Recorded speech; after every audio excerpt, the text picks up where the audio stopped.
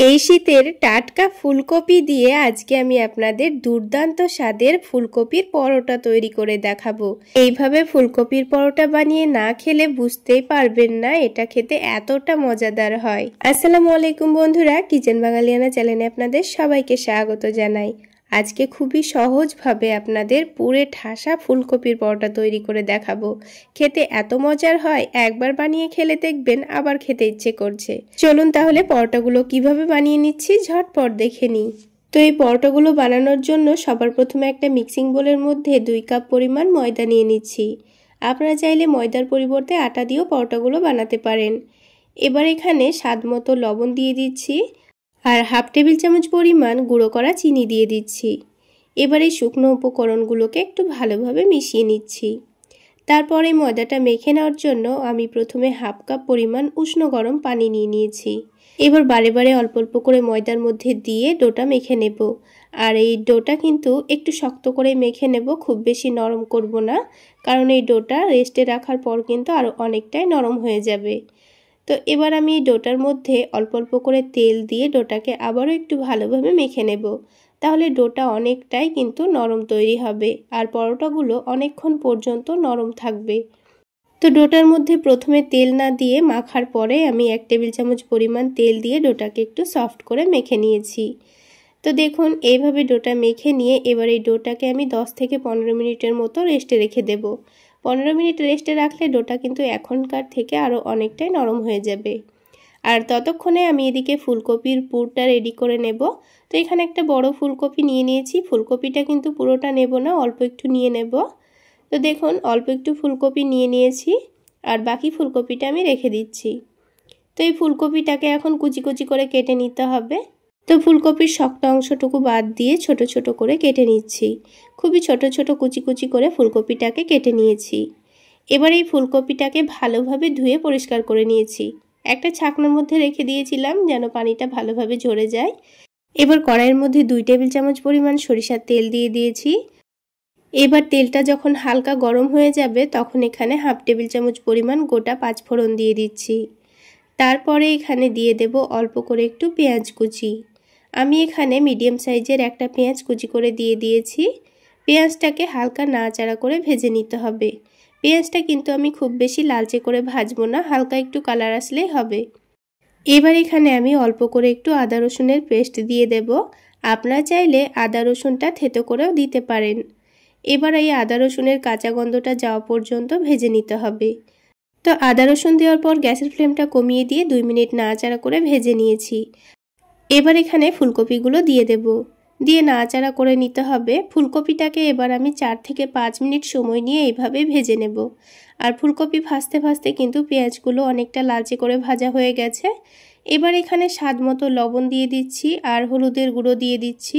তার সাথে ভাজা জিরা গুঁড়ো, অল্প একটু ধনে গুঁড়ো দিয়ে দিচ্ছি আর সামান্য পরিমাণ গরম মশলা গুঁড়ো দিয়ে দিচ্ছি।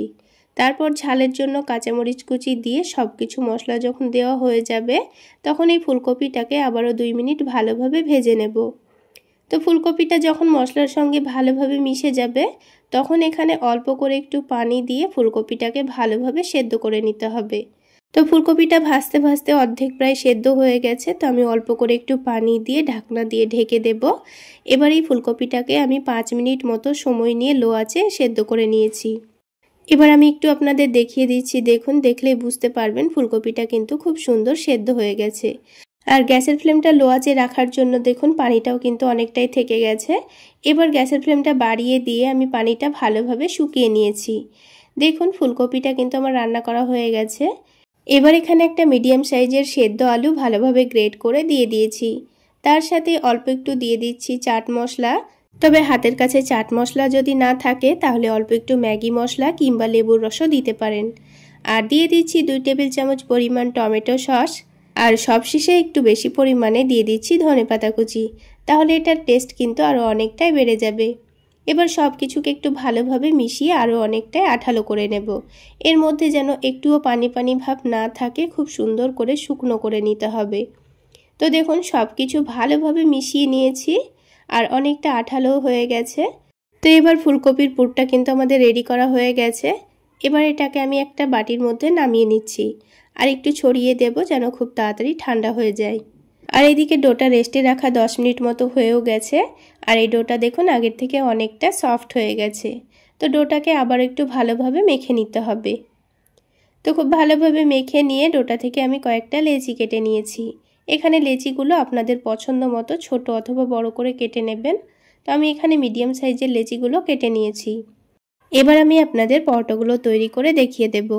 তো অল্প করে একটু ময়দা ছড়িয়ে দিয়ে পরোটাটাকে একটু বড় করে আর পাতলা করে বেলে নেব। তো দেখে নিশ্চয়ই বুঝতে পারছেন আমি পরোটাটা কিন্তু বড় করে বেলে নিয়েছি। এবার এই পরোটাটাকে আমি 4 ভাগে ভাগ করে নেব।